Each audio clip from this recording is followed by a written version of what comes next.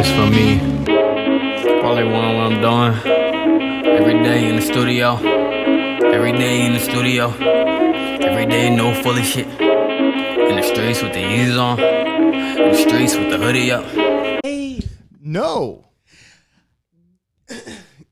Games.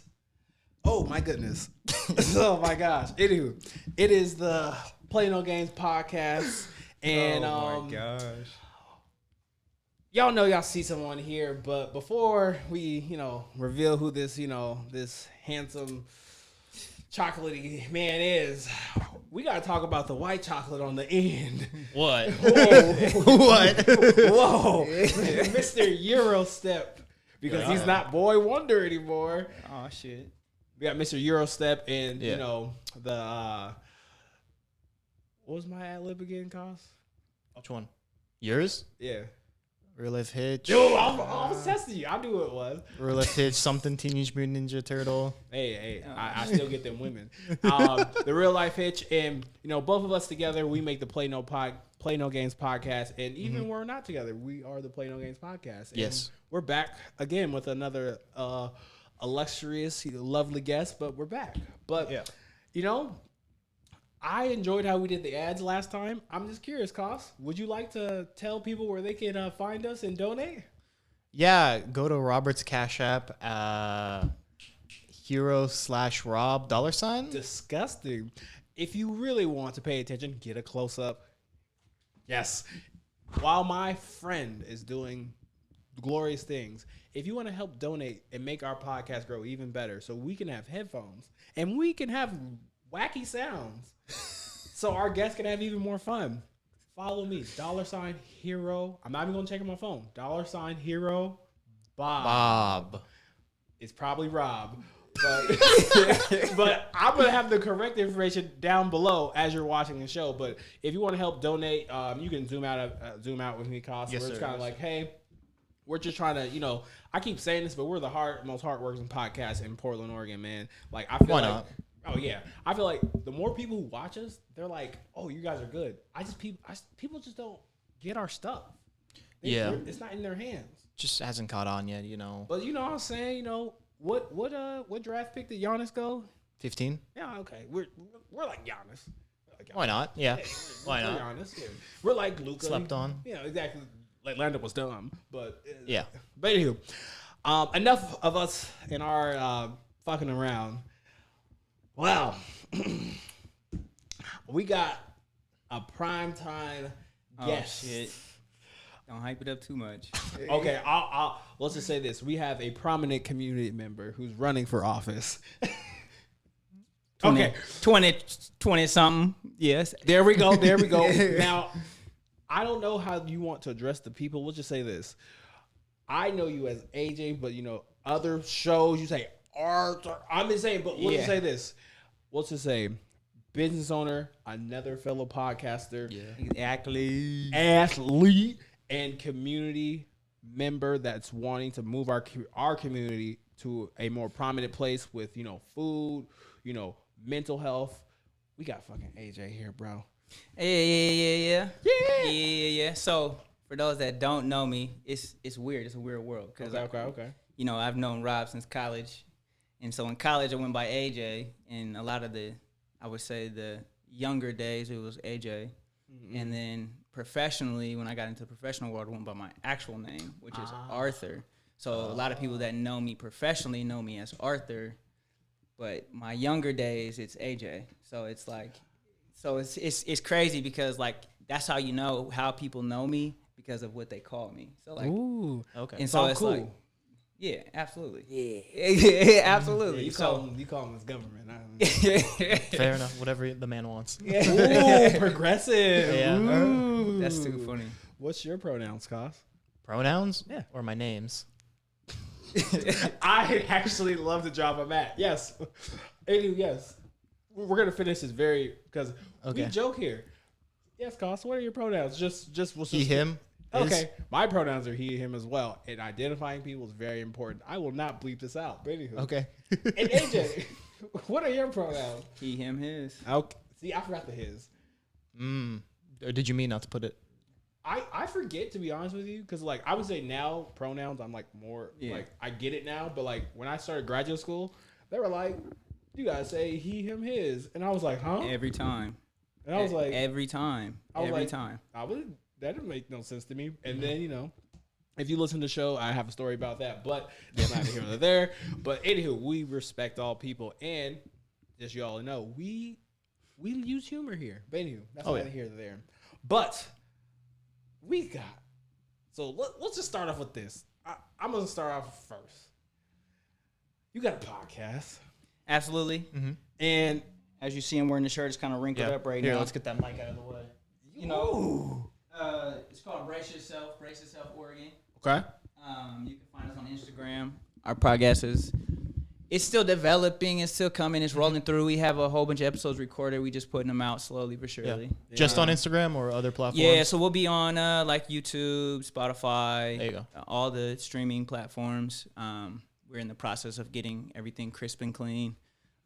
It's a cultural food and cultural podcast, man. So we take vegan food in Portland, which is you know becoming a huge thing now, and we talk to it from a cultural standpoint. So we go and get like your Vietnamese, your African American, your Colombian, all these different nationality of people who do this type of food vegan, and we talk to them, have a conversation. What made them do vegan food? What made them go down this road? A lot of them, it's like different things. Like some of them, their sister or something couldn't eat ice cream, so Kate's ice cream, she made her own ice cream from it. So you know, Twee fam from Mama Duke is she's Vietnamese, and her family grew up in Vietnam, and she wanted to be more culturally sensitive to her Vietnamese culture. So she started cooking Vietnamese food, which is like a huge thing in Vietnam, and a lot of people don't know that. Like, and so it's like it's one of those things where it's like you begin to start touching on roots where you don't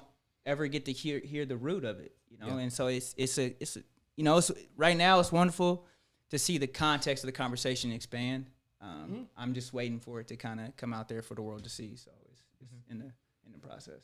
All right, that's dope. That's dope. No, that's awesome. I think a lot of people don't realize like the cultural impact that food has. Yeah, absolutely. Especially on like different cultures and different people around the world, and like especially if you grow up eating a specific way, a specific type of food.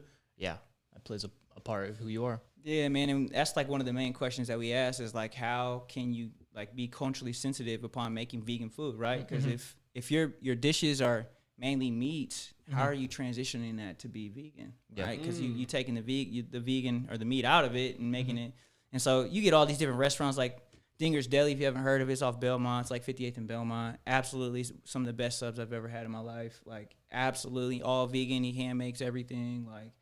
Like all these places, like you can go down the list that we've talked to, and it's like hand make everything, and takes them 10 hours for for a day, you know, just to put out something. You know, Plant-Based Poppy I think is a popular one that a lot of people know. Yeah, we've had him on the show. We've talked to him. Yeah, a Cali dude, man, like super dope dude, and his food is like nothing but exquisite. Like he takes vegan food to a whole nother level. And it's like, I really feel like, you know, he has his own shop now, but he could have a 5-star restaurant and it would do well. Like that's the type of food he creates, and he's always expanding. And it's so crazy, like hearing some of the people talk on the show, because they start going into the depths of what they're talking, like their food and how they make it and the process and the science. And you'd be like, what? Like, so it's absolutely crazy. Like, you know, I love the conversation and the context that we've had, and it's been an honor, man, just to kind of roll that out. And we just, you know, trying to push the bubble a little bit. So y'all hear from us soon. So follow us on the Instagram. You'll see some of our other stuff, and we do like a little light stuff on there right now called What's on the Menu. And so what's on the menu is it's some of the food from these places, and we sit down and have a conversation and we eat it. And so we kind of give our own flair and our own taste. And man, I'm telling you, I said it on the podcast, some of the best food I've ever had. I'm vegetarian. I've been vegetarian for 6 years. Okay. Yeah. So I'm not vegan yet, but I think eventually I'm going to cross over. Interesting. Okay. That answers a question I was going to kick to you, because, you know, I had to do my research, you know, and I assumed he was a vegan. And I also did, yeah. And I'm not going to lie, you know, what's your co-host name? Polinar. Is he full vegan? No, he's actually not vegan at all. Oh, can you expose just- people like that? I mean, he's just a mindful eater, yeah. But Okay, he talks about it. Like, he talks about that a lot. He's an arbivore. He's a mindful eater. So, like, every once in a while, that's what he... fuck did you Omnivore? Herbivore, yeah, right? Omnivore. Omnivore. My bad. No, you good. Yeah, overboard? Like, Omnivore. That ain't no ovaries. No. nigga talks about like a What dinosaur are or you something. drinking? I'm super sorry. I was like, ovaries? What did you just do before you came here? Oh, my God. Was you balls deep somewhere, Kyle? No, shut up.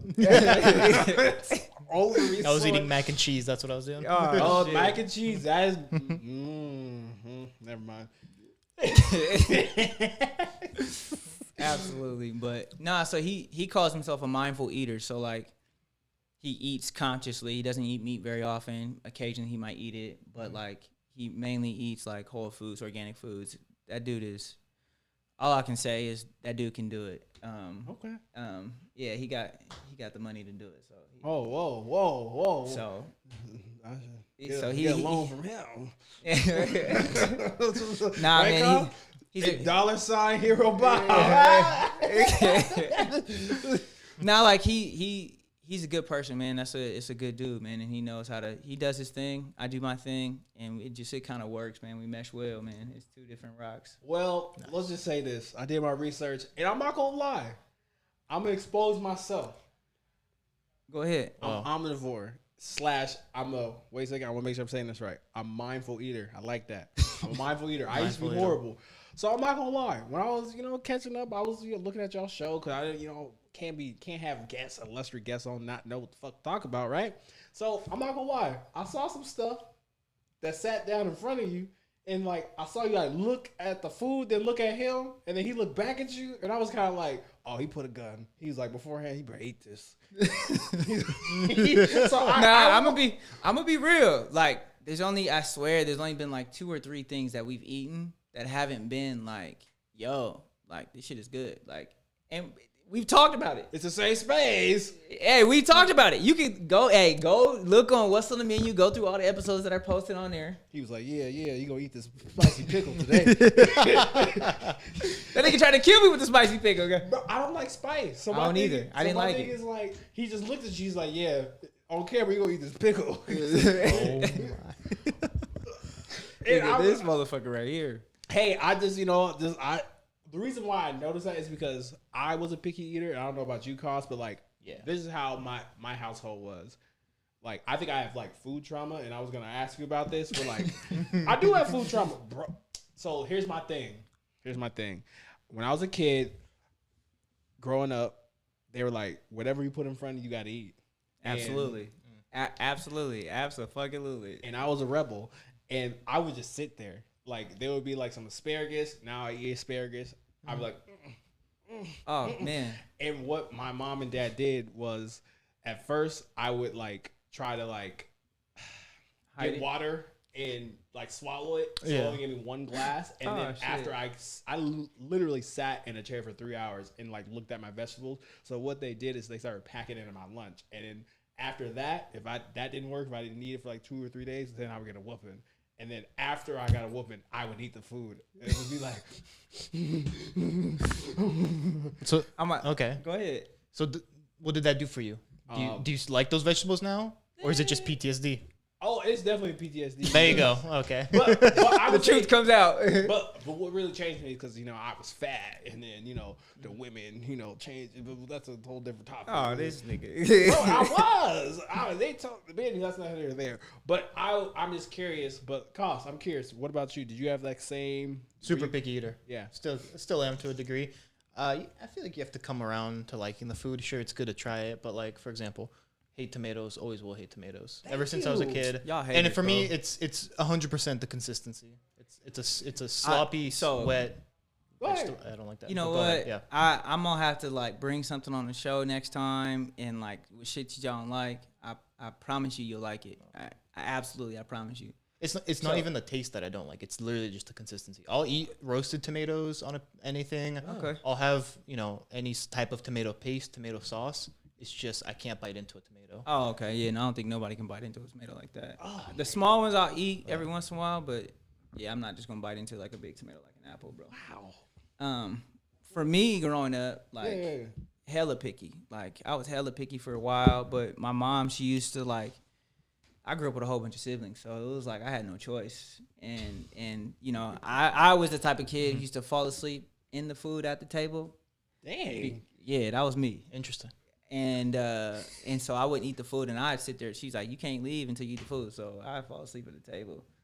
And then there's like points where at our old house we had like this like old school style seating, like the wrap around, you slide in with the table. There's food all tucked in the inside the couch piece. Absolutely, like absolutely. But now I eat almost anything, man. Like unless it doesn't sit well in my stomach, like I'll eat almost anything. So how do you help, the Costas and the Roberts? Eurostep. How do you help a Eurostep? the Roberts? Shut up. The Eurostep. How do you help us? Because, I feel like we're way better. I've had a couple dinners with, this guy and things like that. But, like, how would you introduce food to, people like us? I think it starts with, like, cooking, right? I think cooking becomes a huge piece. When you begin to cook, you know what you're putting into it. You know what you're trying to get out of it. You know how it's going to taste. You know the look of what you're going for. And so you begin to consume those things of how you want to see it. And so it almost becomes like an art form, right? Like everybody has their own art form. Sport is an art form, music art form, all that. Cooking is an art form. When you begin to put it together in a way that you like it, you constantly do the same thing. And so you begin to consume the things that you like, right? And so if you're cooking the things that you don't like, but you're making it look how you like it, you eat it more. Right? Does that make sense? Yeah, in a way, yeah. It's always more rewarding to eat what you cook. Okay. Say that again? That didn't make sense, huh? So if you are cooking the things you don't like to make them look like the things you do like, you'll eat them more often. So if I go buy Brussels sprouts, absolutely, and I burn them, you don't burn them. You put some cheese on them. You don't do something on them. That makes it not healthy. But you're gonna eat them. You know the best way. To do Brussels sprouts. I'll tell you. Put them with some onions, bell peppers. Put them in a pan. Pan fry them with a little bit of butter. Then pan fry. And then after you pan fry them and get them crispy on the other side, you flip them. You put them in the oven, and then I put like a balsamic vinegar over them while they're cooking. Okay. And then know what that is. I let them sit in the balsamic vinegar. You see why we don't play no games? Actually, oh my god! I like how the man just slandered me like under the rug while you talking. You see that? And I just want to say something. Absolutely. Just so we're clear. I definitely know what that is. Okay. Balsamic vinegar. Yeah. I'll be using that shit. It's in my cabinet. When? Nigga, on what? When I was sauteing my kale. Ooh, what y'all know about that? Okay. Oh, what? I'll be making salmon from the fish farm. Fish. They didn't have no life. Fish. They were raised to die. But now hold up. I want to pause you on that, right? Pause. You're eating salmon from a fish farm that was raised to die. Do you think that fish is healthy? That fish did not like its life. Yes, because I got it from Costco. But no. No. You think Costco's healthy? Yeah. Absolutely not. Wow, I'm actually a Costco gang member, and I may have to like rep my set and run up on you. So you mean to tell me the kale that comes there, they ain't healthy? They got. I bet you. There's pesticides in their kale. Promise you. Wow. Costco, I'm coming for you. Absolutely. Wow. I bet you. Pesticides. But you got to think about it's mass production, right? Mm-hmm. It's mass production. Think about that. They feed thousands of people a day. Thousands. Plural. On my hood. Thousands. You go, hey, I'm sorry. I never had a guest be so disrespectful to. You see this? I know plenty of people that work there. I'm a gold star member. You know what privileges I get with this? And I ain't gonna let you disrespect. I gotta re-up on my membership. They're gonna be like, he don't get it. I'm gonna be like, hey, we gotta fuck up this one nigga, bro. I know. Oh my. It's a real G shop in bulk. You post every time you're there Absolutely too, don't you? Yeah, I do. Just about on yeah, Instagram. I like the pizza. Yeah. Oof. The big ass pizza. Yeah. The big ass pizza. All right. So I have a question. In a race right now, who think gonna win, me or you? Absolutely me. Well, let me tell you this story. I had a skinny person like you. Don't let the shirt fool you. I seen you race somebody and lose. I definitely won. Oh, you won? I definitely won. I thought you had Here, lost. let me peep the people. When you saw me in the video point, he bumped me because he's like, oh, I won. Definitely won. That means he lost. I definitely won. So That you means mean he to tell lost. me a person who's trying to hold me back from the finish line and me pointing out like you It's a can't race, grab bro. hands? Oh, It's a race, bro. you know what? dead. We're not doing this. We're not doing this. I want to respect my guests, even though. So you was talking about how Costco, one of the greatest stores in the world, has bad food and good foods. Can we continue? Oh my goodness, here we go. I'm about to say. All right, jokes aside, we continue. So but why is Costco bad? But you gotta it's mass production, bro. Like anything that does anything in a mass productive way, it's just like going to Walmart, right? Think about it. You go to Walmart, what you expect to get? You go get a toy from Walmart. I'm gonna get drama. It's not gonna last you a long time. Dollar Tree, same way. Just because right? Costco's cleaner does not mean it's fresher. It doesn't mean nothing. They get their shit in bulk, bro. Like, So where should I shop? I mean, to each their own. If it's a perfect world, That's the thing, man. a farm. Go to a farm. Okay, Costco. What were you saying, Costco? Yeah, like he's right, but I can't be the one to talk because I'm similar. I go to Costco. I try, I'll go to these, even like if you go to Whole Foods or anything like that, it's the same thing. Yeah, absolutely. That's why, like, I enjoy hunting with my dad for like elk and that type of meat because I think that is the purest way to get meat. When you get it yourself. Same with like fish. If you ever go, I'll take you fishing. We'll get a cat salmon. Do you pray after you take that animal's life? No, I don't pray. I say thank you to the animal.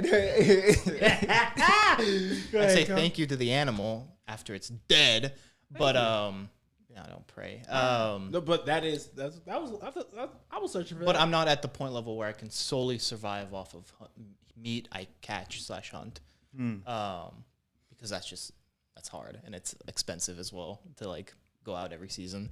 But yeah, I'm with him on that one. But I'm part of the problem because I still shop at Costco and all these other places. Before I kick this to you, because we're all about solutions here. Cost you have your wallet on you? Yeah, it's over there. You got a Costco card in there? No, I use my mom's card. I'm not mad at you. I don't need, like I go with her. She shows her card. We're good. Gator boots with a pumped out Gucci suit. Ain't got no job, but I stay fly. No. Got my red. Hey, real G's. I am mad that I did that for a long time as well. Well, I'm not gonna cut up your mom's Costco card because she's a lovely woman. She's very nice to me. But when you get one, cutting it out. I'm a snitch. I'm really gonna snitch the card. Why you gonna cut his Costco card up but not yours? Because I will die on the hill of Defending Costco. Costco. I am. But anywho, He said he ain't knocking it. He ain't gonna talk shit. he is. I see He owned the up to it. reality of life. He owned up to it. I felt attacked. I don't like this. This is 2 versus 1. I don't want to spin. Oh, that's too. Yes, this is supposed to be like the more serious version of the show, but I feel like this is good chemistry. Anyway, I like this. I'll just say is this. too funny. Well, you and Cost are 100% right, and I'll agree to disagree about the Costco thing. But I have a question for you, where it's kind of like, since you're more ingrained and and Cost, you could definitely bring this in too, because it seems like a little bit as well. Where should you shop? And I know buying organic is hard for people in our community and things like that. So where can someone go to get something of like higher quality besides going to the farm, which is the best thing you could do? So to be real and real honest, like going to like farmers markets and stuff like that, and just buy like weekly fruit, right? Like you don't need to buy enough fruit to last you for a month because it's not gonna last. Yeah, I just be frank with you. You don't need to go buy up the whole shelf of tomato or apples and pears and all this and say, oh yeah, I got fruit, because half the time you ain't gonna make it through all of it. Like, go to a farmer's market, get you a handful of stuff that's gonna last you about a week or two. Eat on that for about a week or two, then go back and get you some more. 1, you saving money because you're not spending so much. 2, you're still consuming the stuff that you need, right? Your fruits and veggies, and it's gonna be fresh. It's not gonna begin to get old. Like, you buy those 12 the gallon tubs of spinach, right?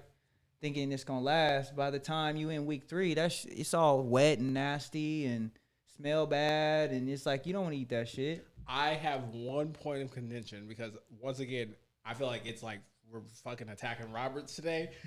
I buy the kale in bulk, but I also feel like food preparation that Absolutely. people don't understand. But Absolutely. like if you keep it in that container, it's not your refrigerator and like what they do at the store is two different things, and it's built to last. Where like what you should do with those big containers, you have to put those in those non-sealing containers because I got fucking kale that's fresh like a motherfucker right now.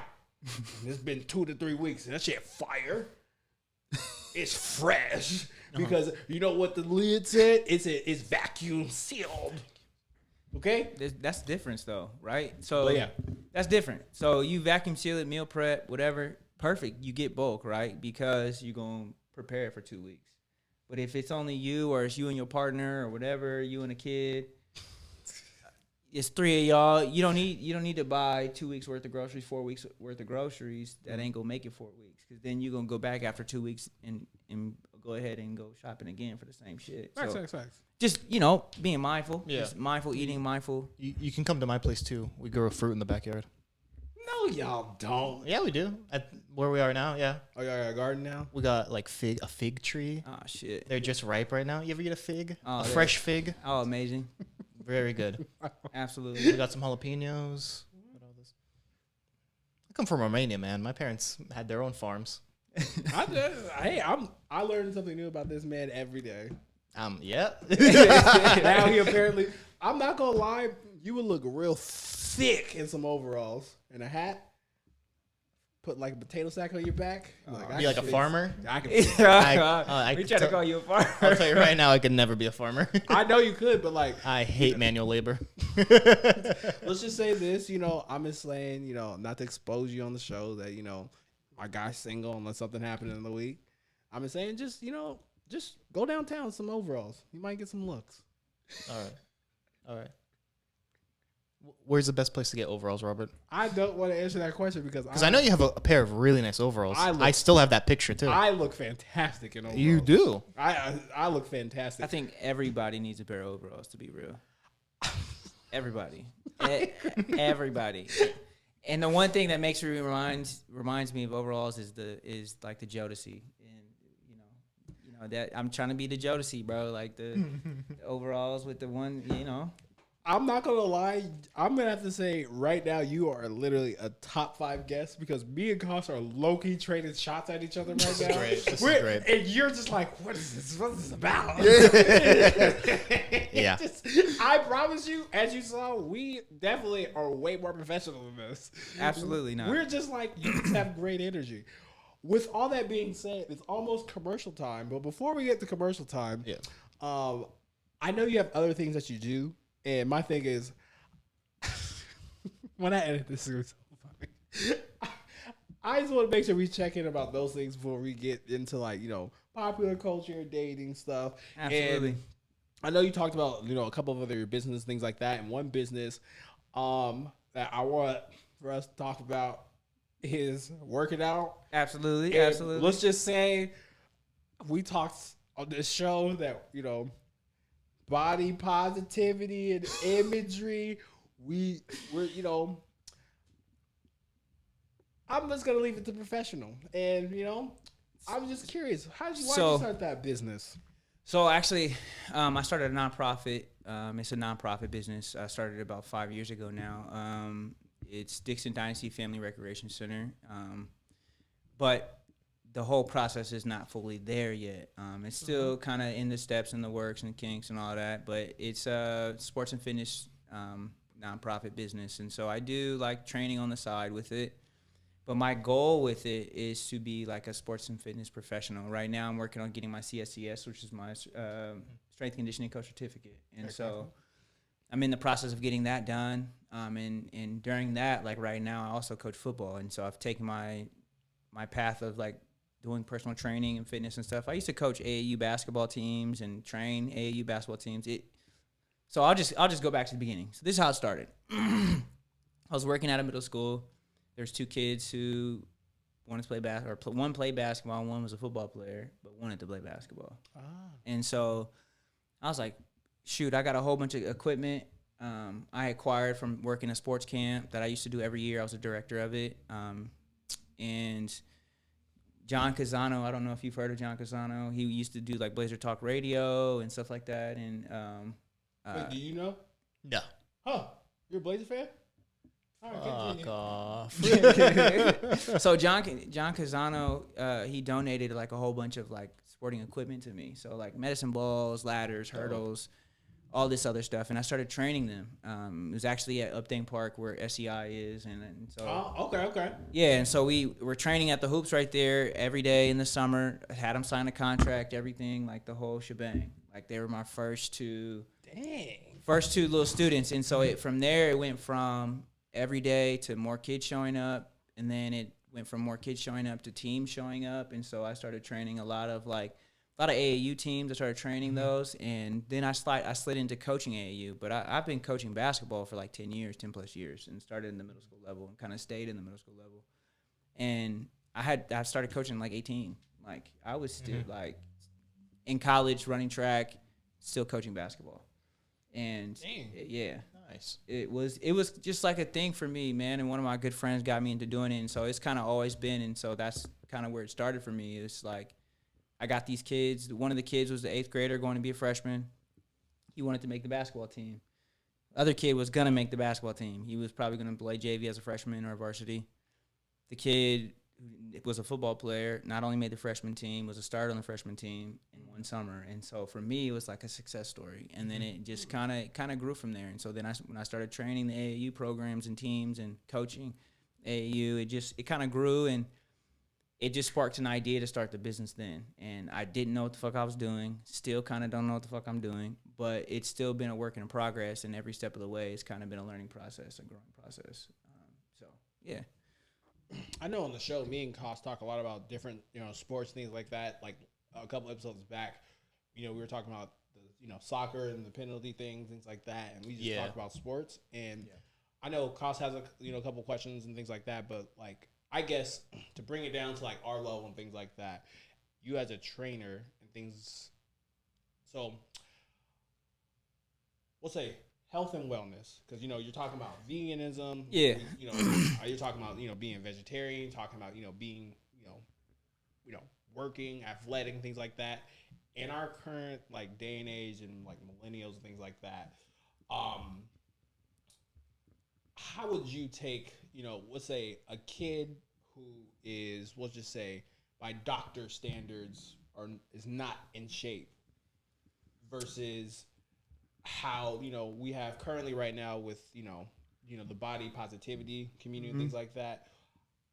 And I feel like a lot of people try to have this conversation, like what can you say to someone who doesn't need to have like a six-pack, but also you don't want them to be grossly like overweight and things like that? But how do you have conversations with kiddos or people that you're training and things like that, or thinking about going to sport, who are not maybe physically ready and they gotta shed like some pounds? So it just depends on the level of kid, right? So if you're talking to a 4th grader who's 90 pounds, and a 4th grader should not be 90 pounds, you can't talk to the kid. You have to talk to the parents. And I think we forget that, right? Because kids eat what their parents give them. Yeah. And if the parent is allowing the kid to choose, the kid is going to choose what the kid likes. So, right? So if I'm a kid and all I like is McDonald's, and my mom asks me, what do you want to eat? What am I going to say? McDonald's. Because that's what I like. So we can't continue to give kids bad choices of food and expect them to be where we want them to be. So you got to be mindful of that. And so if you're talking to an 8th grader, right, who kind of has a little bit more choice into what they can eat, but they still, again, it's more on the parent. So it's all about educating the parents on what is right to eat. But again, in our culture, it's like a food desert, right? There's like very, very little places where you can find nutrient-rich food. You can go to the grocery store, but it's kind of out the way, or you gotta, get it where you can fit in, right, to get your food, because you have a single-parent mom who's working 12-hour shifts, so she has to grab something fast for you to eat. But I think we have to change the mentality, begin to teach our kids how to cook earlier, right? And that's the one thing my mom taught me how to do as a kid. Man, I was washing clothes in 3rd grade, 4th grade. Washing clothes, breaking washing machines and dryers. Absolutely. I own up to it, yes. But I knew how to wash clothes. I knew how to iron. I knew how to do all that. By the time I was in middle school, I was ironing my own clothes, washing my own clothes, all of that. And I know kids that they just let their mom do it. And we have to begin to teach our kids earlier. Yeah, it sucks in the process, but at the end of the day, when they become more independent and understand these things, they can become more affordant what they eat, what they choose, to be more like, if my mom is not going to be home for 17 hours, right? I got to eat something. Well, if I know how to cook a little bit, let me go make an egg sandwich. Let me go make a rice and beans, or let me go make something that's not going to be too much, but it still can be good for me, right? And like rice and beans, man, if you have a rice cooker, you put the rice in the rice cooker, that shit cooks by itself. The beans, most of the time, if you get the canned beans, all you really do is heat them up and put like some vegetables or something in it if you want it to taste better. Heat them up, season them, rice and beans is done right there. Boom. Good, healthy meal. I'm going to put you in the ringer because, the next segment you're going to be able to put us in the ringer and things like that. So Absolutely. how do you have that conversation with adults? Because, and this is my philosophy, and I'll, finally put, tad bit of my views out there. I feel like a lot of people get being in shape confused with 6-pack and not eating. Absolutely. Because if you are a healthy body weight for you, then that works. Because, if you look at certain people are like, oh, or that's how that person is built. My thing is, if you're petite, you can't eat like I eat. Or if I'm like, and I feel like people don't understand how their metabolism works or things like that. And like, I feel sometimes when you try to explain and talk to people, and even in therapy, and sometimes it's like that, where I'm like, you need to exercise.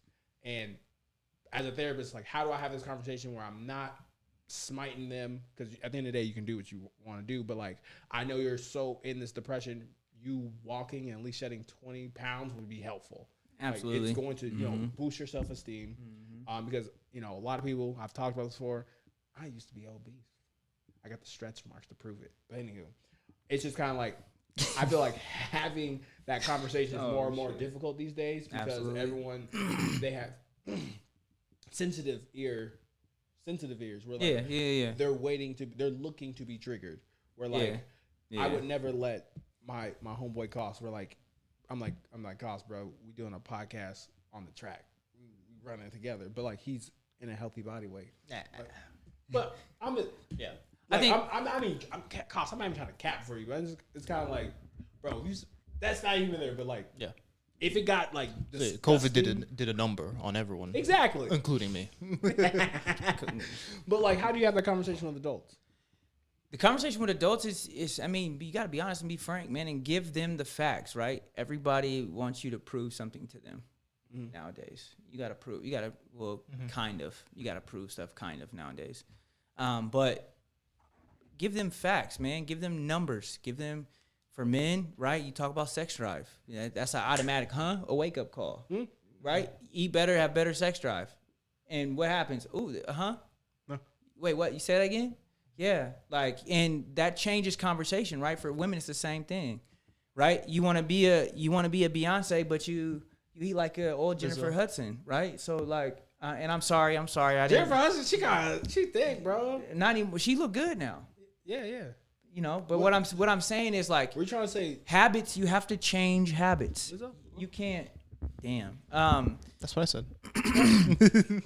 I ain't even gonna go there. I'm gonna cut it out. I ain't even gonna go there. She's looking better now. Absolutely. She's been working on it. Who? Lizzo. Have you seen her recently? I did not say that name. I'm just responding to what Shut up. But my thing is like, everyone wants this look, but are not willing to put the work in, right? And if you're not willing to put the work in, it's gonna reflect on how you look.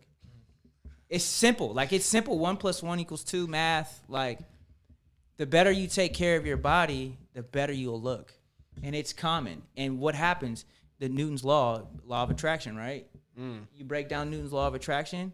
It's, I want my seed to survive, so I'm going to find the most attractive, fitting woman that I see. And that's usually what happens. Nowadays, it's all about fake bodies, fake butts and shit and all that, whatever. But at at the end of the day, the better you take care of yourself, you don't need to go get surgery. You don't need to go do the things that everyone else is you doing. can get a fat ass by eating vegetables. Absolutely.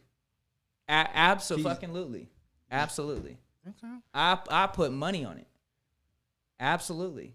Okay. Because you have to think about it. What are the cows eating? Hmm? What are cows eating? Oh, grass. What are chickens eating? Corn.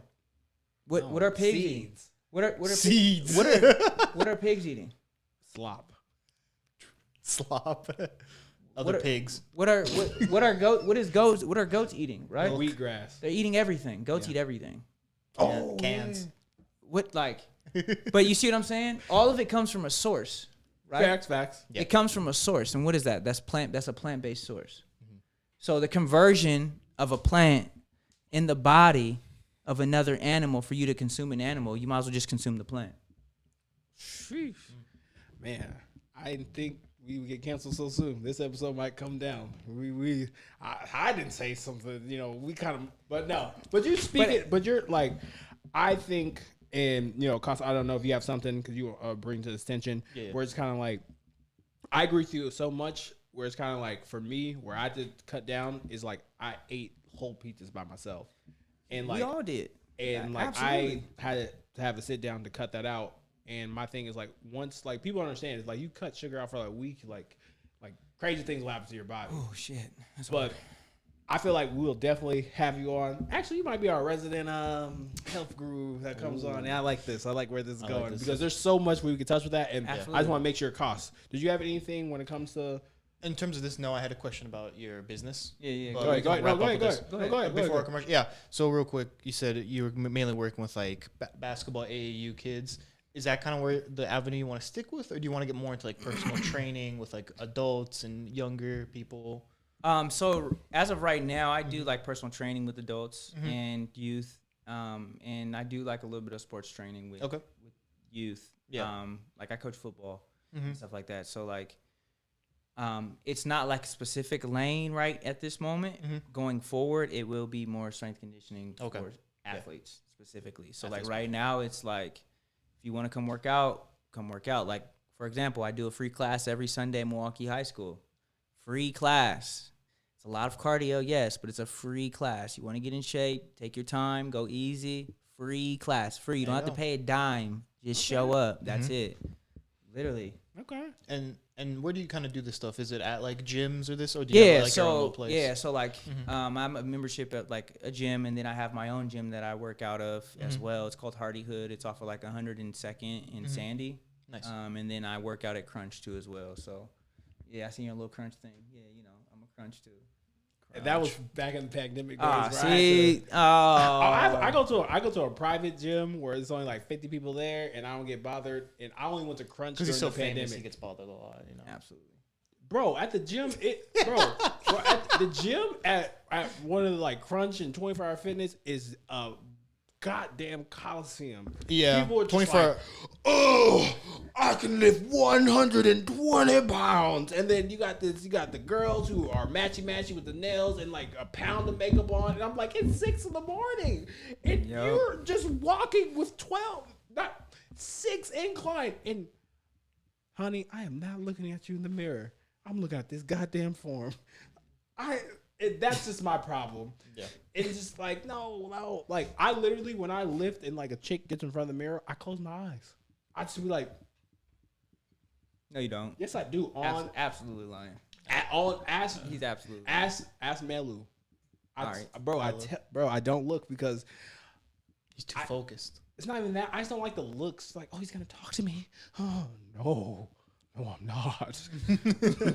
But that's just me. But I respect it. anywho, reached our halfway point, and I want to say right now, nobody's fucking subscribed to this podcast, and I don't know why.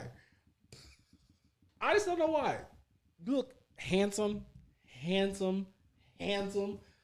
Why don't we have your attention?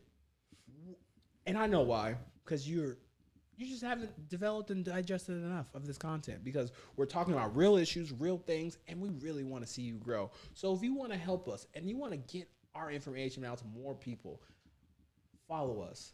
Play No Games Podcast on Apple Podcasts, Spotify. Spotify. I see where I made a mistake. We're YouTube. not Apple. Yeah. My partner is saving me. This is great. Follow us. We're on Anchor. If you want to find us on Instagram, we're at lookhere.fri. And we're definitely on there showing podcast clips. But like, yo, we are doing dope things. Also, if you want to donate, $Hero Bob. My Cash App. Don't you be snickering over there, cost. Hey, if OnlyFans girls can do it, so can I. Damn right. So, please follow us. And then, Costa need a close up. This is a more serious one. Thank you, sir. Am I ready? Yeah, look at the camera. All right. It's a Friday night. You're bored. She's bored. You don't know where to go, but I do. Blue Chew. No. I know where you can go. You can go downtown to Portland's best bar and grill, Suavecitos. I'm just trying to tell you, the perfect fusion of Latin and African American music. I'm ratchet today. And black music all together works. And just tell them the Play No Games podcast sent you. Suavecitos Bar and Grill, where you can get the great experience of different people, different cultures. And let me tell you, wow, that food, there potentially is vegan options, but food is great. Anywho, that is it. Oh my god. Back to full screen. Back to full screen. All right. As you saw, I don't know what's wrong with me today. Absolutely. Shamelessly plug our stuff. Bro, tell them where they can find you. Please plug your stuff. All your stuff right now. Me? Yes. You can find me on Instagram, Chef Boy R. Dixon. You can find me on Instagram also as Brace Yourself Oregon. I have a website you can go to as well. It's Dixon Dynasty Family Recreation Center. You can also look on my Instagram for Dixon Dynasty as well for my sports and fitness page. Where else? You famous. I'm trying to think what else I got. Give me a holla. Holla, holla, holla, holla, holla. You hear him hollering. So this is where I shine the greatest. The real life, Hitch, and we're about to get into some popular culture things. But this next half, Koss has a question for you. And Quash, Mr. Eurostep is going to open things up. About, I think I know. Yeah. So everything we do is off the cuff, but I'm still supposed to remember a script. Look at him shake his head. Why are you just? What is your definition of love? Oh shit. We threw a curveball in this bitch. He's fast. With the spider tack. I think, man, it's love is definitely like. So I took a psychology class in college, and it's it was one of the emotions that we talked about. It's the emotion that controls all emotions, and so it's like love makes you do the things that you wouldn't normally do or function correctly, right? So if you're angry at somebody, it's usually because there's some sense of love there, right? If you weren't angry at them, it's like the love would be disconnected, right? So if you're sad, that emotional sadness, right, is because you love this person. There's a sense of love, and so all these emotions are connected to this same sense of love. How you define your sense of love is up to you.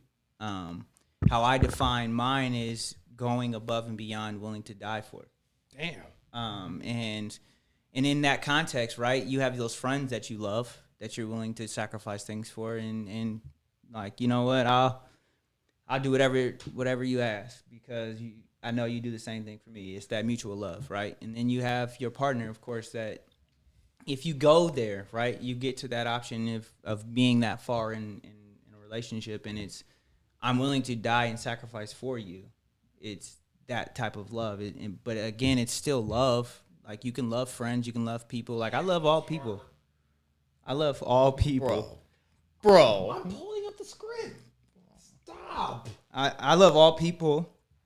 And I think it comes with a sense of, like, openness, right? So when you begin to talk about love and you begin to talk about openness and being willing to let your guards down and speak people into existence and you praise people for certain things. And so, all those things encompass this idea of love, what love is. But to me, love is the true emotion that crosses all borders. Sad, angry, happy, right? All those encompass love.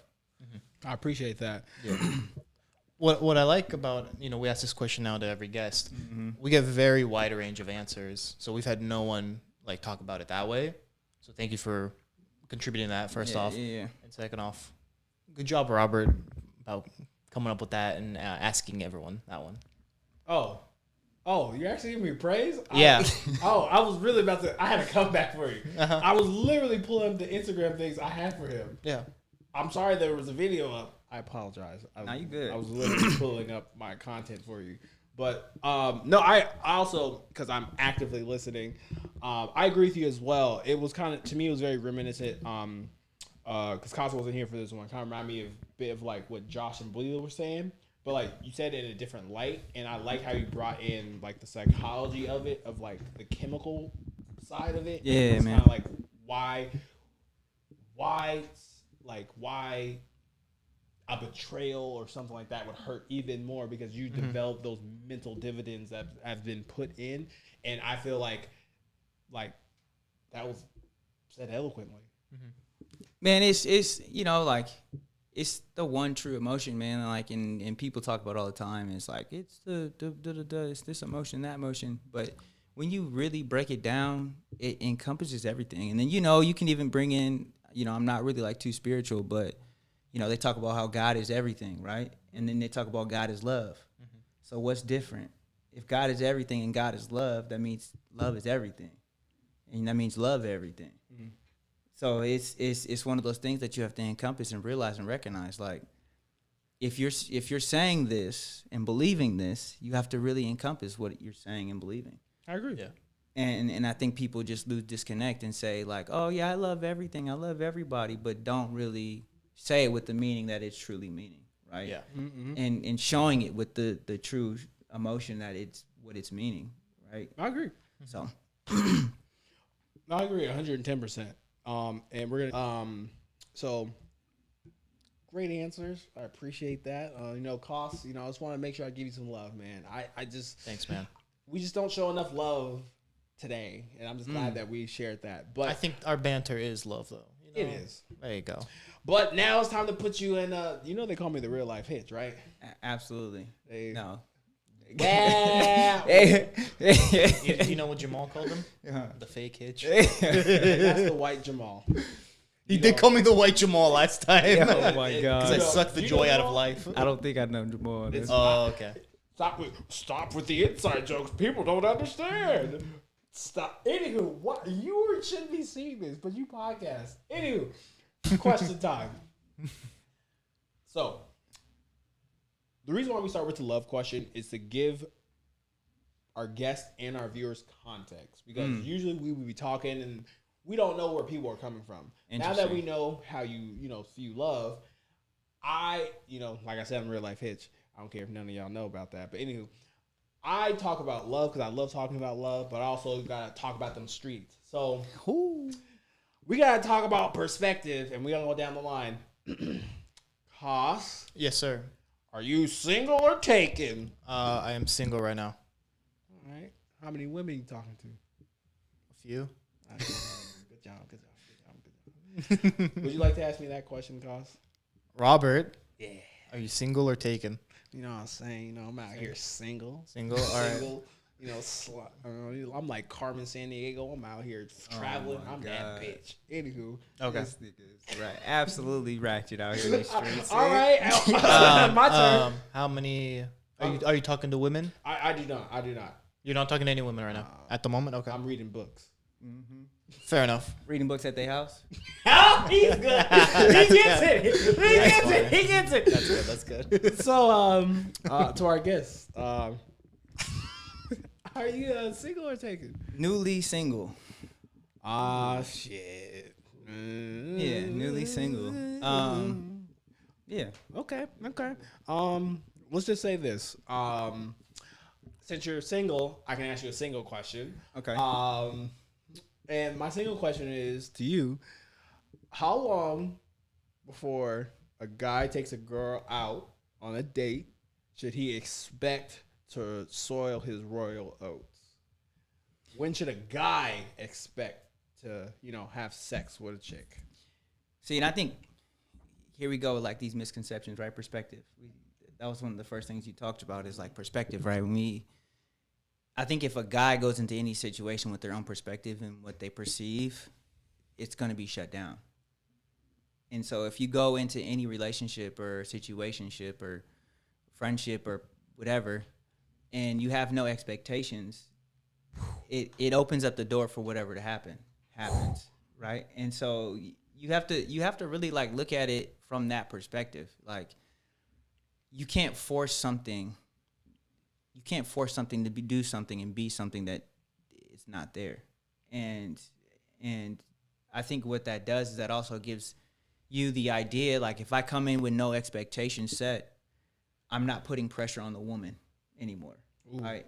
Because I think women feel pressured in the process of like, I either gotta sleep with this dude. I don't know. I'm not a woman, so I wouldn't know.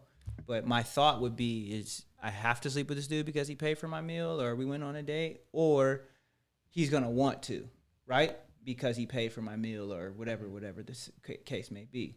But if you go into it with no expectations of, I'm just trying to meet this person, whatever happens after that happens. I'm not going into it with full head of steam. I'm trying to smash, because now you're going into it with the wrong intention. You're not there to meet her. You're there to fuck her, and you're fucking her the whole conversation, and you're thinking about those things, so you're not present. So now you don't hear what she's saying. Now you can't reflect with what she's saying on. Now you can't speak to this person. Now you guys have lost something in the process of trying to get to know one another.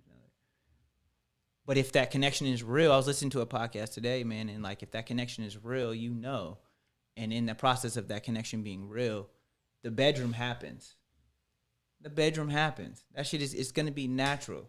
If the connection is real, if you're honest, if you're truthful, if you're respectful, if you don't come with no expectations, if you be a real person, be a human being, that stuff happens at the end of the day, because I think most women want a human being. They don't want a robot. They don't want a guy who's on a hunt.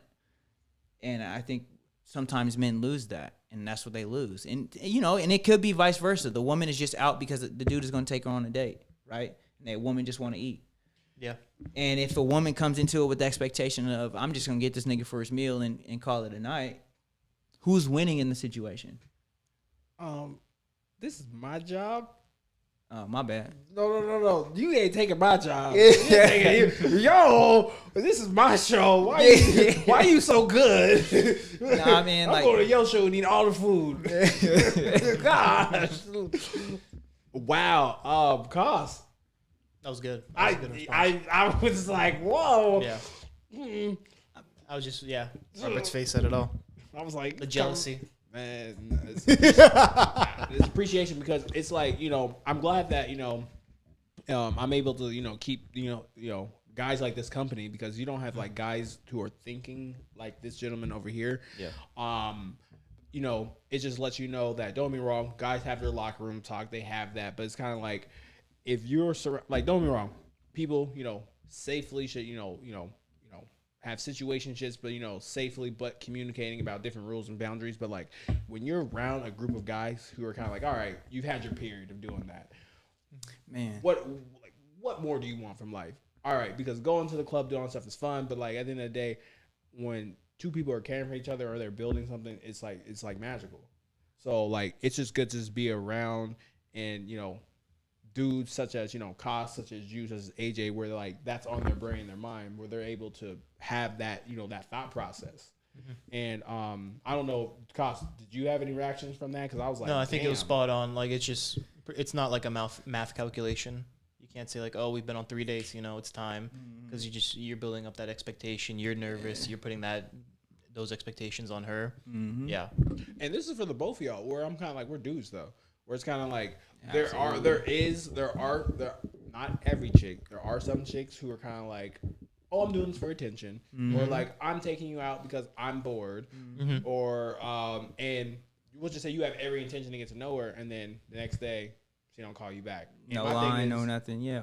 And my thing is, there's obviously nothing wrong with her making that decision, but like I don't know about you guys, but like, have y'all ever been in a situation where you felt like seriously like led on, and then like 2 weeks or 3 weeks or a month after, I'm like, oh, I actually like Kevin. Oh yeah.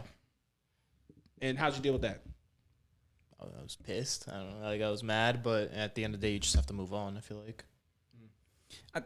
Again, it's like, I think the clear cut thing that goes on, man, it's just the process of growing up, right? Like, Damn.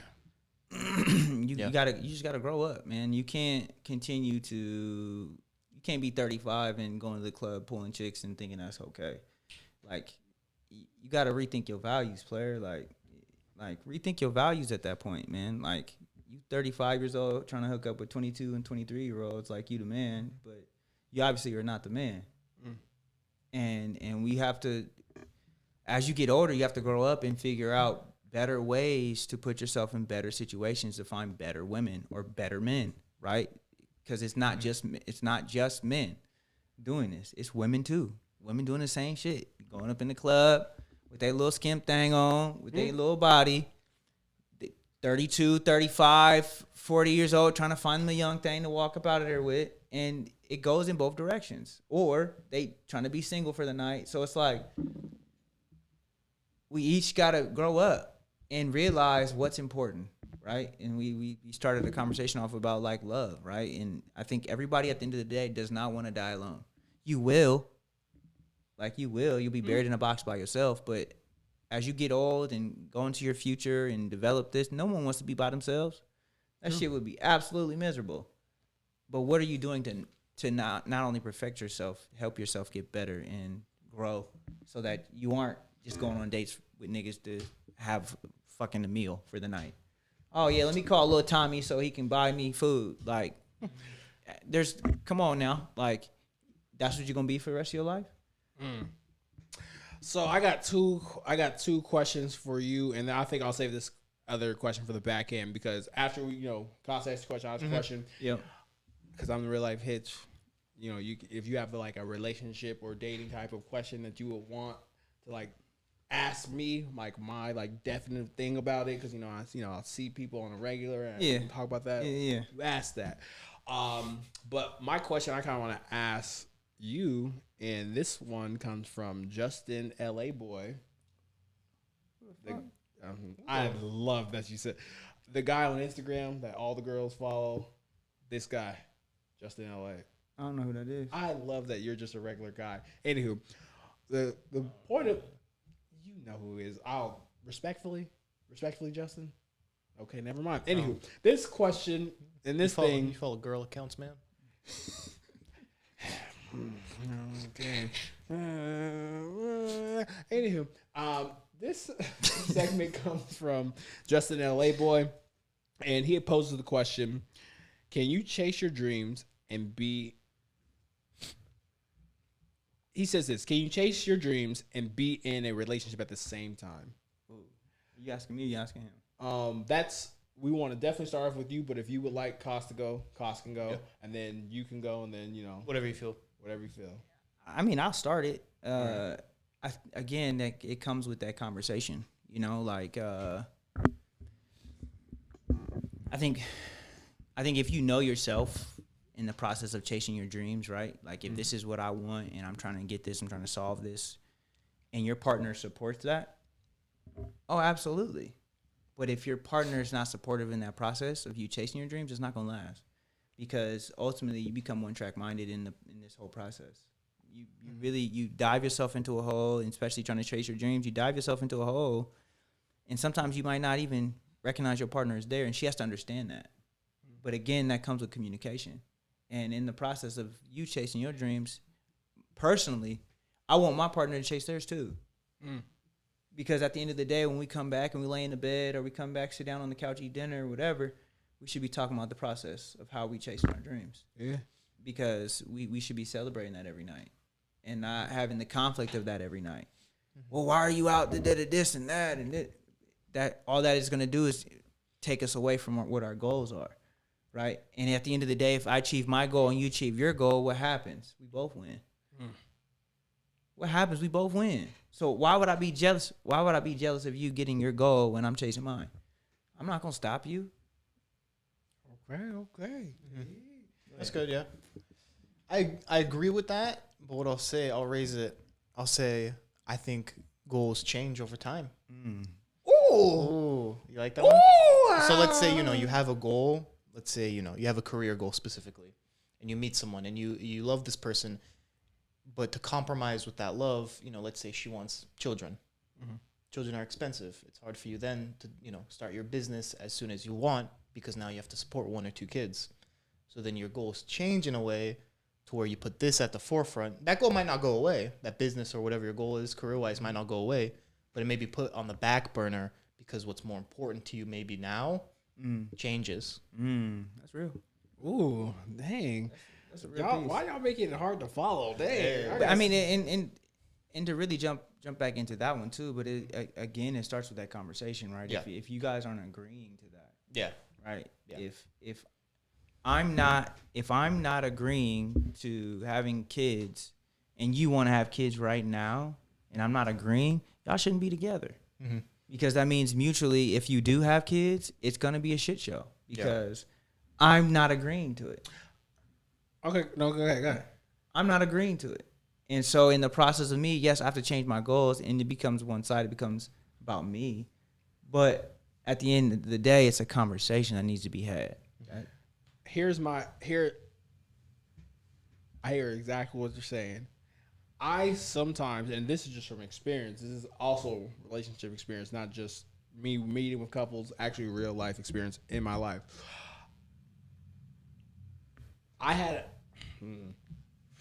Anywho, I've ran into chicks, let's say 2. I would say prominent situationships, let's say it like that. And then one relationship I had where they were like, I don't want kids. And like, I can really sense when a chick doesn't want kids. And I feel like when a chick says they don't want kids, it's because they are afraid that the person they procreate with will not be the dad they want, the husband, the father, because they're afraid of that and they're trying to control that.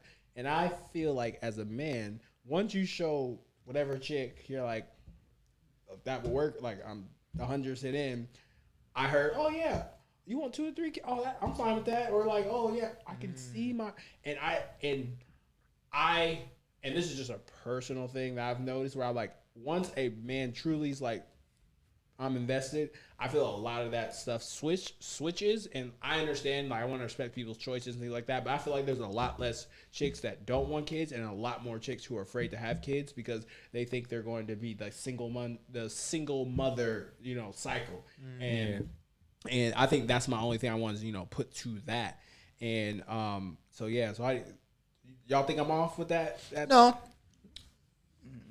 What I would say, what I would bring to this in terms of like children and career wise is if you look at like really developed countries like Japan or even America's getting to this point where women are having like long-term careers, they're not really, population sizes are going down because, you go to school, you get this education, you build yourself up, you may get to the point you want to be around 28, 30, and then that's starting to get a little late in terms of like finding love and having children. So that's the only thing I would add to that. Okay. In terms of why, like, maybe women wouldn't want to have kids. So I just want to add one thing to this. Can you chase your dream and be in a relationship at the same time?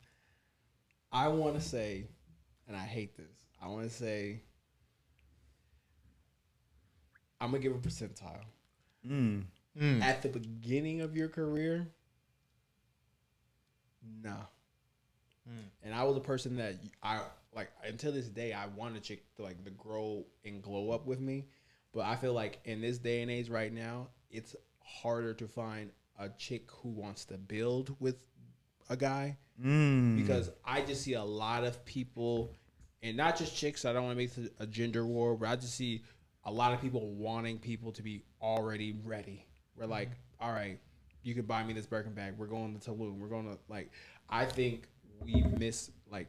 We don't know what building looks like. And I'm just going to say it right now. That's so true. We don't know what building looks like. Because Absolutely at the end true. of the day, if your partner is only able to be like, all right, for the bills and all this other stuff, I got $100 to my name.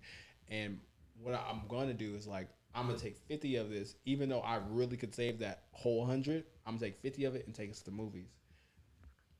a chick that will only work for a chick one time, and then you taking me movies again, and you like you don't know what it like. This is my money, and I feel like people really disregard thought, and they're just more like, what more you can do. And I know me and Kyle talk about like social media and things like that, where it's kind of like people are looking at other people, and like that's how it's supposed to be, and they don't have that perspective. And like when I just talk to like young couples, where I'm just kind of like, yo, bro, she just made you dinner, all that other stuff from her pocket.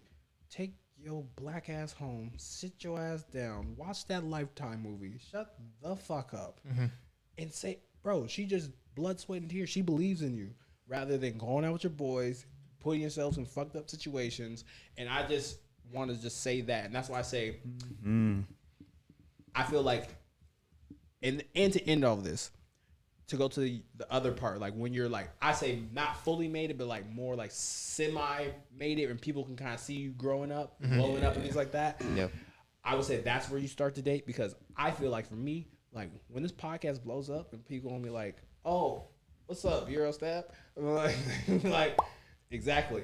And you know, Koss gets more attention from females. I'm gonna be coaching. He's getting his chicks. He's getting his chicks. More attention is like you're a rapper, and like they're just. I just love this analogy right now. Keep going. Well, that's where this podcast is going. So all I'm saying is I will be more reluctant if Koss is chilling with a chick at the club, and she's bringing him around. I'm gonna be like, bro, she's not for you, bro. She just sees what you have around. She wasn't like, it was like Kobe. You wasn't shooting with me in the gym, man. And I'm gonna tell him that. And I guess for me, this makes me more paranoid, because if you can't see what I bring to the table, like right now, and I actually have the maple marble table, and you see it, and you're like, of course you're gonna be on your best behavior until I implant seed in you. You're like, yeah, you know, R.I.P. PJ Washington. But damn, because he was really a sad boy. She got him good, dude. She got him in college. Books being like, you know who the dumbest people on earth? Athletes. And you know what she probably did with them? She probably was like, I'm not like them other girls. I was hurt. Now I'm fixed. And once she said, oh, money, money, money. And I think, to be real, to kind of, I hate to sidetrack that, but no, go ahead. No, this is what it's about. I think a lot of girls nowadays want the easy meal ticket. Like, that's what they're about. They want to sit and chill and look cute and pose on Instagram and pop they shit and be lazy, to be honest, and find the athlete who's gonna support their dreams and then cheat on them. I mean, I'm the athlete, but and a lot of the times the athlete does, right? You know, but a lot of the times they'll sacrifice it. Why? Because they get an 18-year check. They get an 18-year check. Regardless, man, I don't give a fuck what you do. I don't care what you do, because at the end of the day, guess what? I can call somebody to come up in here too. I always bring this up so much, and I'm not in, and Koss knows this is not no slight or anything like that, where like random person, like acquaintance from like high school, they were like, you know, oh, we saw like a podcast that you done with somebody else, because we had like a group of people on there, and they're like, oh, if y'all two did a show, it'd be nice. Like, you know, Koss is, you know, he cool, but like y'all got chemistry and things like that, where I'm kind of like, I chose who I chose because I know what this guy brings. Like, if you look at Koss from the beginning till now, and like the stuff that we talked about on the side, I was like, I would not do it with anybody else, because what Koss brings to the table for the show and his perspective is hilarious. Like, it took a little bit for me to get him to come out of his shell and things like that. I still want him to be him, but I'm kind of like, yo, like, you got this. That's why the show is more different, and that's what I like. It's not just in relationships. It's just like, just not romantic relationships. Just like, people just don't see the value. Like, they see the end goal so quickly. Like, absolutely. Do you see the journey? Like, I saw this journey where, like, I say this, but like, we were doing our very first team building activity where we're just gonna hang out, and this is because of the product of the podcast, and this is just the mustard seed of what's going to happen. And my thing is, if you can't be in the trenches, because I'm going off what you're saying. Like people are so afraid of that trench like work. That's why I like the T Grizzly songs where I'm like, I didn't have shit and I got to dog these niggas out now because they. But my thing is, when you do it with your people, or you do it with your girl or your guy, or whoever, non-binary, whoever, or your partner, and y'all do it together, it just feels mad different. Absolutely. Like absolutely. when balling comes on, and or lifestyle comes on, and you do it with your people, and you like, yeah, y'all together, and the other people like, yeah, you did it. Y'all like, fuck you, bro. This is why we got the section, because y'all niggas are snakes. So it's all about putting that. But sorry, I went on a little tangent because I had to let that one out because I just want to say thank you all to y'all because y'all summoned that within me because bro, keep doing the pod, keep doing the training. It's gonna pay the fuck off. Bro. Absolutely. And at the end of the day, like I have goals, I have a vision. I haven't swayed from it. You know, having a partner kind of slowed me down a little bit, I must say. Oh shit. But it wasn't like in like a drastically negative way. Like she promoted me a little bit. She brought some of her friends every once in a while. But it wasn't like with the intention of like I'm just gonna tear this nigga down.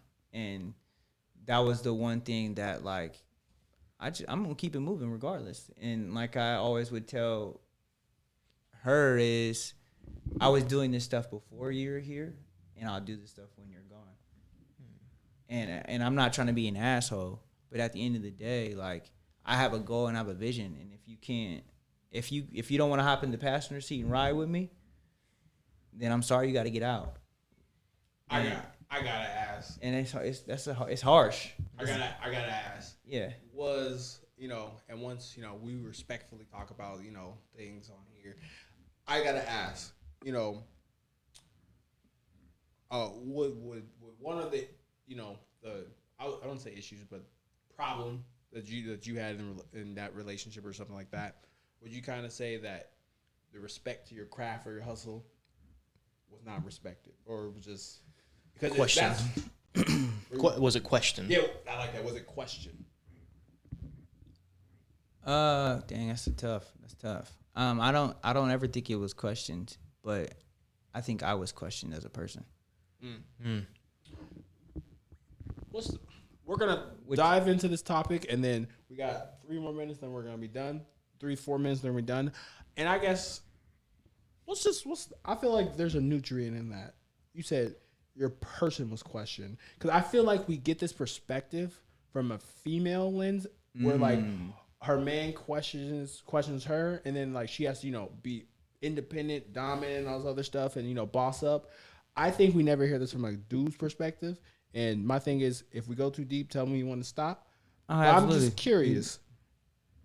Elaborate on that. In a sense of a relationship, man, like your whole sense is to grow for one another, right? Yeah.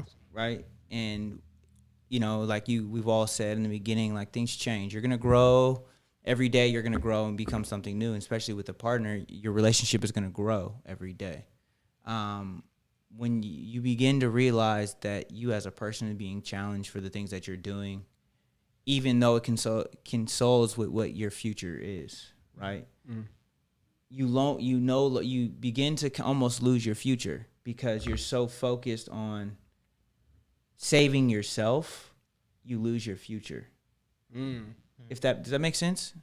So you get so wrapped up in trying to save the person on who you are, you lose out on the things that you're trying to do for that yourself, because you're trying to save face, right? Like, no, I'm not this person. I'm going to prove it to you. But in the process, 1, 2, 3, and 4 people could have helped me continue to grow. But this person is so negative to 1, 2, 3, 4 people. You're trying to save your face instead of grow your business or grow yourself in that manner professionally. Does that make sense? I think I'm following. Yeah. I think I'm following. I want to make sure. It's almost like, so I just put it out there. Fuck it. I'll just put it out there. So like, as a man, right, and the concept of a lot of women is that men cheat, right? Mm-hmm. And so in a fitness business, who's your clientele a lot of times as a man? Female. Women, right? You get a lot more female clients. But for me, I was trying to collab with females who usually get men clients so I can get more men clients and figure out how they're getting men clients, right? Oh, yeah. So the idea of business changes, right? It's not just an interaction, this is my client, it's an interaction to something else, right? I want to make an exchange. How can we exchange? You take some of my female clients, I'll take some of your male clients, we exchange. It doesn't rub me wrong, doesn't rub you wrong. Let's make that exchange. But if your partner feels some type of way that you're working with the opposite sex in whatever that manner may be, it changes how you go about your direction on interacting with these people that can help you build your business. You stop reaching out. You stop exchanging with these conversations to help you grow your own things because you want to save your face. You don't want to be known as this person because it rubs your partner the wrong way. Mm-hmm. Right? Does that make sense? Yeah. Yeah. Okay. Now. Yeah. Okay. That makes tons of sense. Okay. Now I would skate in like ask the hits question, but I feel like we're like this is the perfect replacer because what I'm hearing, and correct me if I'm wrong, because this is your life and situation, and also if Costa chimes in, what I'm hearing is you're trying to grow your business, things like that, and because we talked about context a lot today, and the context of your business is right. A lot of guys who follow females, and my thing is, you could work with males, but like working with females in that industry works. And then what you're saying, that math equation, that's logical. And what I'm also hearing too is kind of like, and correct me if I'm wrong, it sounded like there was an insecurity and a questioning of like, I don't trust you. And it seems, and this is just me just spinning, that got exhausting. Absolutely. Okay. Absolutely. And I think it's like the more you have to continue to prove yourself, the harder things get, right? And if you're walking on eggshells trying to prove something wrong all the time, you begin to lose who you are. And I think the one thing that messed up our relationship is our communication. I'm not gonna knock her. I'm not gonna put her in the dirt. And at the end of the day, she did me wrong. She did me wrong, but her reasoning for doing me wrong is because she thought I was doing her wrong. But at the end of the day, I never did her wrong. I told her I would never do her wrong. And I put my word to it. And I think a lot of women who have been in situations and never cleared from their situations, those things it's like foreign, right? Just because a person is too good to be true, I don't believe this person is too good to be true. Mm-hmm. Well, I'm not going to have you be the only one on here, but let's just say this. I come from a situation where, we're unicorns, all of us, even you. And like, you're not, like, knowing about you, knowing your manners, knowing just like your word means a lot, where it's kind of like in this day and age, the guys I've had on the show, real good guys, not yes men, not going to be like, oh yeah, we're going to do everything. Like, no, like we have backbones, we have boundaries, but I feel, and this is just a Robert feeling, that a lot of people, like you eloquently said, experience trauma, and then when they come across healed gentlemen like us, we're like, what? You say you gonna do this? You gonna go out with your boys and just be out with your boys? Yeah, we just play Mario Kart. Yeah. Mario Kart with some strippers? No, Mario Kart and some Cheetos. And that is like a damning thing. And my thing is, I feel you, my guy. I came out of a situation, and I will say, like, I'm doing better recovering from that because some bags were tricked off. But I want to make sure I get my mans over there Yeah, kind of to add a little bit to what Robert was mentioning there, what I wanted to ask you was, what are you going to take from that experience into the future and possibly like your next relationship? So, man, the relationship taught me a lot, man. Like, again, like, she's a great person, you know. I wish things didn't end the way they did, but at the end of the day, I learned so much about her. I learned so much about myself in that process, and that's all I can take from it is, like, you know, I have to grow up and be true to who I am and learn how to communicate. You know, everyone has their flaws in communication, understanding, you know, languages, right? Love languages, man, is important. And you've probably had that conversation multiple times about love languages. And everybody doesn't have the same love language, but you have to speak on it, right? If you never speak on the love language, you will not have love. Yeah. And so it's one of those things that I think ruined our communication. Our communication was not good from the beginning, but it hung around because in the forefront, we wanted to make it work through rockiness, right? What I learned from that is sometimes I have to close my mouth and open my ears and listen. I feel that. And not only listen to what they're saying, but listen completely, right? Even if it's coming with criticism, right? Because if I'm going to give criticism, I have to be able to take it. I speak up, but sometimes people can't take that, right? So I can't just speak up because I do have an opinion on what someone has to say. Let me take that in. Let me eat that up real quick and spit it out so that doesn't hit you back so hard. Because now you shut down, and now you'll never criticize me to grow, right? And so, you know, there's moments in time where we didn't speak the same language.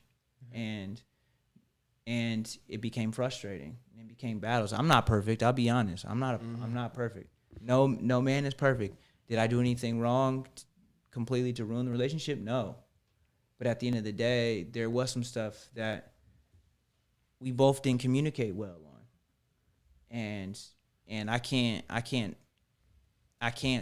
don't know what led to what she did, but at the end of the day, you know, we have to have that conversation.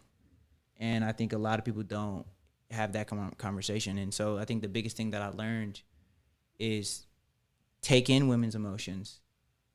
How do you take in women's emotions? They have to be able to express that to you and figure out the best way of expression, right? What is their best way of expression, how they feel to you? You know, establish a relationship on honesty. Establish a relationship on truth.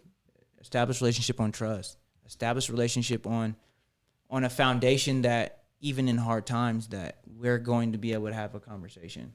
Because some people aren't willing to go through the mud to find the diamond. Like some people aren't willing to go waist deep in the shit and come out with a diamond. Some people aren't willing to do it. Some people don't want to waste the time.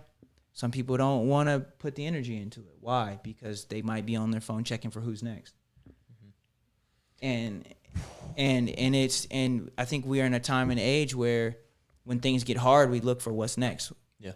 How can I come up? Or how can I find what's better because of what they have, you know? And, you know, the one thing I used to tell her all the time is when you leave me, I want you to be better off. It doesn't matter if you die, if I die, if we are still together after 25 years and whatever, or we break up tomorrow. I want you to leave me better off than you were before. And did she do that? Yes. I have to say yes. She's better off than where she was. And so for me, I feel like I did my job. And you know, I absolutely, I care about this person who we spend time, but at the end of the day, it's more of care because of time, not care because of who she is as a person anymore. I see a whole different person because of how things ended. Wow. And I know it's all on this, and you know, I'm not putting specifics out there, but like at the end of the day, when you walk in line with someone, and I told myself from the jump, if I was going to get into the relationship with her, I was going to try. And I felt like beforehand, I never really got to try. I never really put both feet in. It was always half foot in, half foot out. And in that process, you get hurt sometimes, yes. But at the end of the day, I know I put 2 feet in. I know I put 2 feet in. Yeah. And you can't tell me otherwise. Like, you can't tell me I didn't do what I was supposed to do to make it happen. And you know, sometimes you get reciprocated, sometimes you don't. And I felt like I didn't get reciprocated what I gave. And we are where we are, you know. So I just threw a whole bucket on y'all. I'm sorry. No.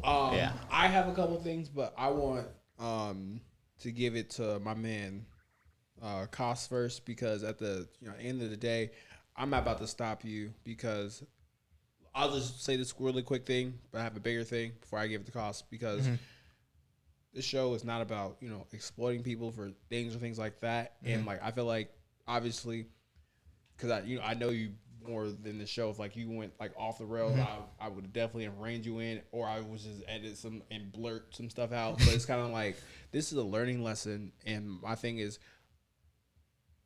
we were saying a lot of stuff on here, but like, people don't hear these conversations. Yeah, absolutely, really don't. And then absolutely what they do, they'll look at a music video, or they'll talk to their one ratchet friend who's like 38 and haven't done anything in their life, and like, oh, I got it. Where it's kind of like, bro, you are really trying to heal. And before I even go, I want to give it to my main man, because he doesn't think he drops jewels, but like, we're about to, cut this podcast. But Koss, do you have any reactions or anything like that? Yeah, that was really good. I would say an analogy I've been thinking about this whole time, kind of as we've been talking to you. And like right now I'm in the process of helping my parents find a house. This is going to be a really random analogy, but it's like you have 2 types of houses you can buy. You can go buy the residential project one. That's a little overpriced, if we're being honest. Looks good, it's new and whatever, but it doesn't grow in value because it's part of a 12 or 15, 20 lot area was built. Or you can buy a house that's a little bit of a beater. It's a project. It's going to be cheaper, but if you remodel it, it's going to have way more value than that residential construction project, the other one. Damn. And I'm thinking about that in terms of like people and relationship. A lot of people just want the already nice, newly built home, but in the long term, they're going to get sick of it because it's not going to grow in value. It's like every other house that's next to them. Versus like if you get something that's, at the start it's kind of a shitter, it's a stinker of a house, but you put your own effort, your own touch on it, it grows in value. Can't beat that. This is why I love this man, because I'm gonna keep going with that analogy. That's dope.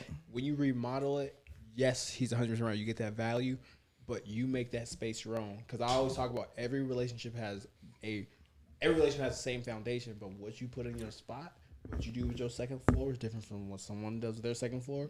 But when you're in that stinker, you're rubbing out those bad habits, because what people underestimate, when you're getting to know someone for the very first time, of course, I got a house. Now it's time to move some motherfucking furniture. And then, but you put it in the right place, it's going to look nice. You put the right picture up, it becomes a home. And, I just want to say this, and I say this with great pride. This is literally our longest podcast. And I'm going to have a damn good job, editing this bad boy. And I at least want to say this. I'm glad that this is the longest podcast that we have done, because this is exactly what the Play No Games podcast does. We don't play no games. There was, the jokes, the promoting, but like literally, if y'all have made it this far, this is why we're different from any other podcast that you will ever listen to, podcast/show, because we just had a dude bare his heart out here, and like it's got me triggered thinking about my last relationship and like my therapy that I did today and for the very first time. And it's kind of like, what he experienced is very, very similar to what I experienced. And my thing is, and what a lot of people, and it's not a gender thing too as well, when you're able to have this much grace and pour this much love, because I know he's at the beginning of his work he has to do, that's the adult way of trying to get out, not even trying to get out of like handling a situation. Because I know a lot of people who's like, I'm going to go out and I'm going to do this and I'm just going to paint the town for motherfucking red. But you got a dude who's sitting here dealing with his feelings, and I don't care. Now the gloves are off. People try to say that, guys shouldn't have emotions, or, this emotions and weak and things like that. I'll take this guy right here telling me, crying, whatever, rather than a dude who's drinking himself slumped at the bar. Yep. Being like, oh, I get all the baddie girls. And like, now you have a drinking problem. And now you're wasting money because you're running away from the problem. And what this show is about is not running away from the problem. It's about having a solution, being honest to yourself. And, you know, this dude, like, so many gems. He pointed out the things that he could have did better, she could do better. And like, me and Koss talk about that all the time, but it's just so good that a person who, you know, knows your show, but, you know, not to add them to bring that, bro, forever guest on the show. But before we get out of here, last moment to my guy, Mr. AJ. I just got one last thing before we get about here. And I think, you know, like, the show doesn't do it justice, man. Like, y'all bring up things that need to be brought up from a real perspective. I think we're in a site right now in a day and age that we're losing the sense of love, right? And this show allows us to speak on love as what it is: true love, fake love, false love, the realities of things that we come across. But at the end of the day, there's still people that care. There's still people that battle. There's still people that are willing to go the distance. And that's what this show is about. It's about showing those people that are still making an effort, even with the bullshit in the world going on. So I respect it. Thank y'all for having me on here, man. It's been nothing. Thank you.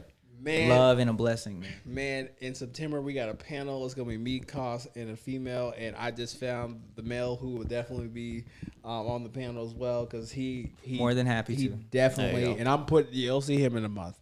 And More he than happy. he definitely, because we're gonna, you know, and the person I'm gonna having on, Koss knows, it'll be Jasmine Smith. She's also, you know, therapist, single mom, but like she's, you know, she's down to have dope conversations. Yeah, I'm down. And my thing is, like, it would be great.